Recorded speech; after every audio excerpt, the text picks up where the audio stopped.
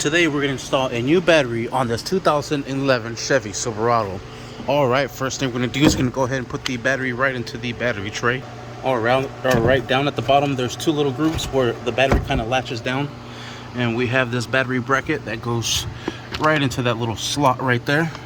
So we'll go ahead and drop this in. This will be a size 13mm socket. So we'll hand tighten it, then we'll secure it down. Alright, I'm using the size 13mm socket with an extension. Go ahead and secure this down. Perfect.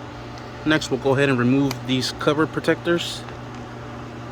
We'll go ahead and plug in our positive terminal first. Set that over to the side, just like so, in there. Then we'll go ahead and secure this down using a 10mm. And just make sure this is nice and tight. Alright, perfect. Now we'll go ahead and put in the negative terminal. Grab it from the side and go ahead and put it down, and we'll go ahead and secure that as well with a 10mm.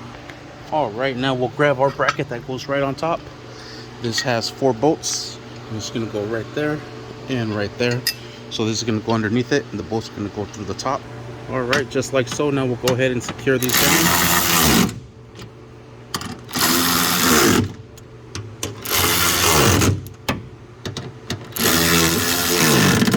Alright, and there we have it. And that is how you install a new battery on this 2011 Chevy Silverado. Thank you for watching. Please like and subscribe.